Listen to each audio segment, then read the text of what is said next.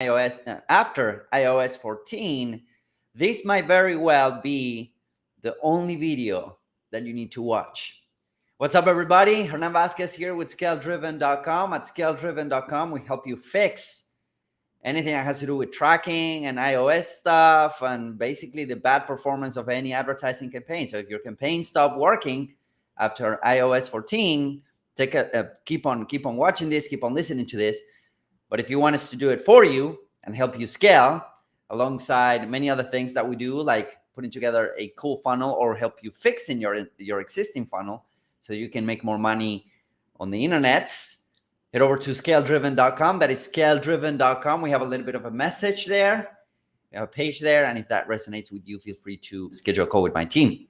So let's talk about iOS 14 and what's going on with Facebook and how to fix it, basically. Okay. And this is exactly what we're doing at ScaleDriven.com. At our agency, this is exactly what we do for all of our clients, no matter where they're coming from, no matter what their setup is.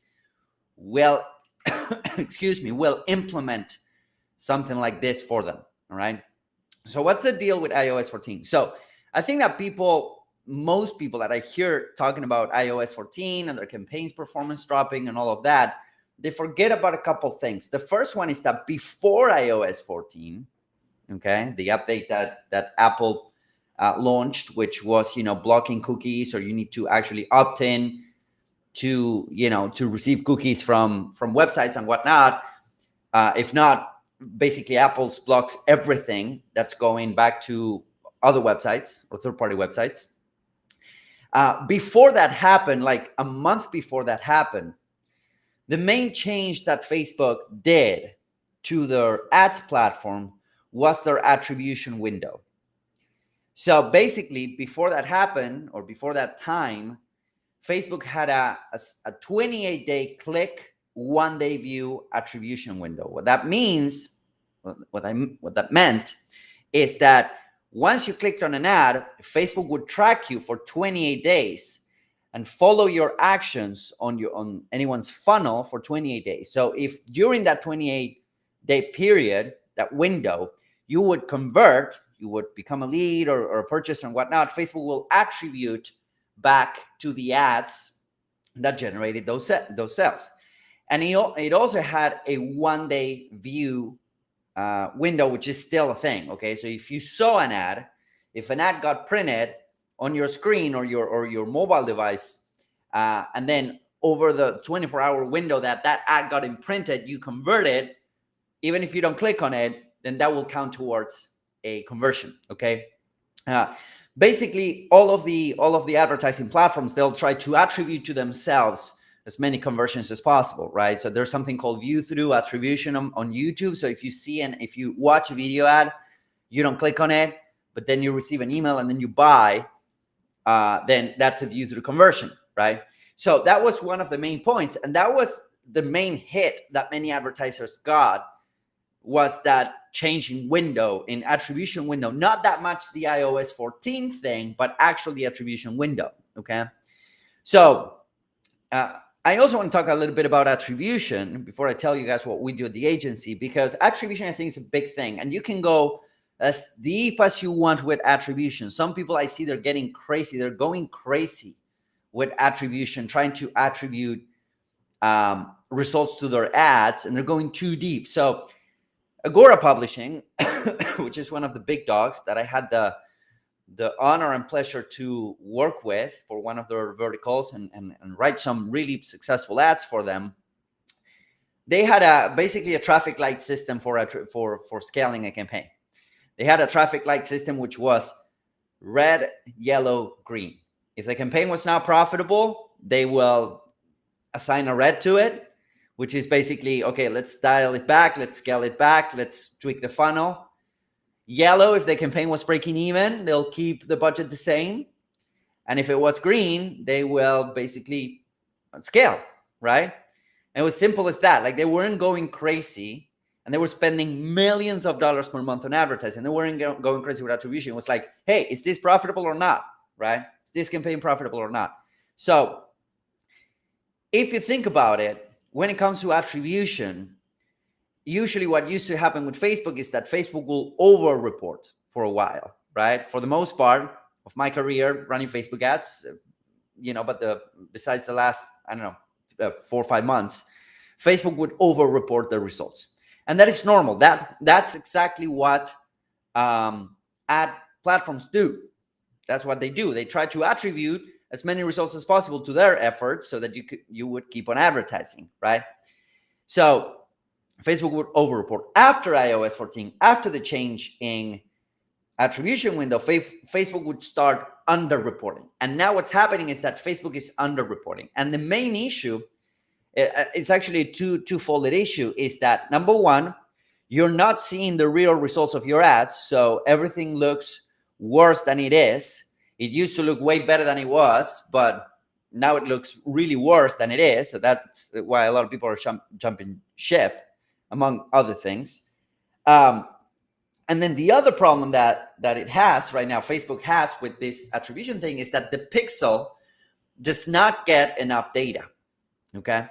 So what we do at the agency is we install a third-party tracking software. It could be Hyros, it could be AnyTrack, it could be Capibox. I love AnyTrack, and I've used Hyros a lot, and I really like Hyros, but we use AnyTrack for all of our agency clients. No matter what type of stack they have, they get AnyTrack installed. That's part of what we do, because we want to go past that 7-day attribution window. And since we do mostly business-to-business type stuff on Facebook, it's funny that people say that you cannot target business-to-business stuff on Facebook. We do it all the time. Since we do mostly business-to-business, for the most part, high ticket, we do have a couple of acquisition funnels, book funnels, challenge funnels, and whatnot running. But for the most part, we do high ticket, right? And when you do high ticket, the sales process, it's longer than 7 days. We're not selling widgets. We're not selling gadgets. We're not selling little things, right? We are selling something that takes time and consideration. For the most part, in most of our clients, people are not buying right there and then. They take their time, which is obvious because we're human beings, right?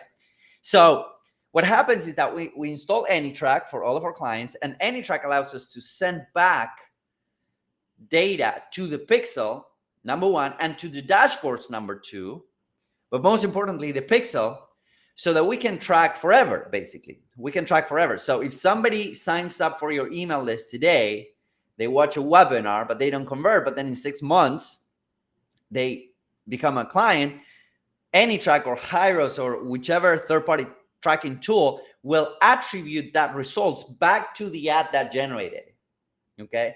It will attribute that result back to the ad that generated it, and it will feed the pixel more data. So for one client, for instance, this was critical. For one of the clients that we were running $1.5 million a month, between 1.2 and $1.5 million a month on Facebook ads, they were actually losing money on the front end, but we were optimizing campaigns based on their back end sales. So we will keep campaign running, and they had Hyros installed. So we will keep campaign running, even if we had, a higher CPA than normal on the front end. But once those back end sales started kicking in, the ROI of those campaigns was super, super high. And that's how you scale. Now, it took us maybe 30 days of running those campaigns until, they went through this whole cycle. The leads coming in and the purchases coming in, they went through this whole cycle. But we were optimizing not for front-end sales, but for back-end sales. So there were some campaigns that had, I don't know, a 20,000% ROI. Results not typical, like my good friend Frank Kern would say over there. Okay, results not typical. But they would have an 800, 1,000% ROI. Why? Because let's say we spent $10,000 on that campaign, but they generated a couple of, $50,000 sales on the back end. So we were actually optimizing for that. So the way you go past this thing is to pay a little bit more money for a tool that will make your life easier. You can do this with Zapier if you want to. You can do this with Zapier. You can do this with, but honestly, like AnyTrack is super inexpensive. Capibox, it's super inexpensive if you're running ClickFunnels. Super recommend it. It's super inexpensive. But the main point is that you must install a third-party tracking software if you want to go out of that rut that Facebook has put advertisers into, and especially those that are relying too much on the Facebook pixel. I think that we'll see the end of browser pixels as we know them, and everything will be server-based. So everything will be API-based, everything will be server-based. So one server communicating with the other, your funnel server communicating with Facebook servers and telling, and they talking to each other and saying, hey, we just got a purchase from these ad and whatnot. So I think that everything will be pixel or cookie-less at some point.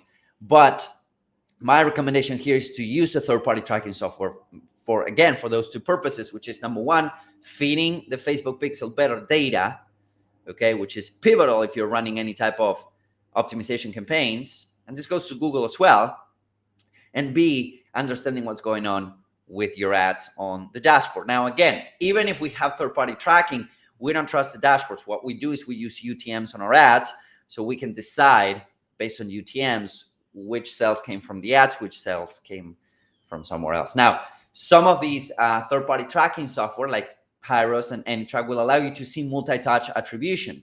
And you can also do that on analytics. Now, let me be blunt with you. Let me be honest. Everything is multi-touch attribution these days, right? If you think about it, let's say that you're running a webinar funnel or even an e-commerce funnel, doesn't matter. People will come in, they will not buy, they'll get a couple of emails, then they might see you on social media and they'll buy, right? They might see, so for instance, I was going through our data and we got a framework purchaser yesterday. He came from the ads, he didn't purchase, then he got an email, he opened that email, he commented on a post, then my ManyChat sequence trigger, and then he ended up purchasing. And now he scheduled a call with my team, right? But it took us more than 7 days for a $97 product, right? It took us more than 7 days. So we could see that, and everything is multi-touch attribution. But if you think about it, what made him purchase? Was it the first ad? Was it the email I sent? Was it the ManyChat sequence? Was it the land? Like what? What did it, right? And that's a business decision more than a marketing decision. I like to use multi-touch attribution. So basically I saw that and I said, okay, this is working. Let's go. Let's get more volume. Okay. So that is something that I want to tell you guys today in terms of attribution. And if you're struggling with iOS 14, you must, even if you're not struggling, you must install a third-party tracking software. I like AnyTrack. That's what we use for our clients at the agency, but there are a bunch. Hyros is really good as well. And there's a bunch of others, okay? Now, if you don't want to deal with any of that, and if you want to focus on really providing a good service and a good quality product to your customers, and you want us to do it for you, head over to scaledriven.com, read the message that's there, and schedule a call with my team.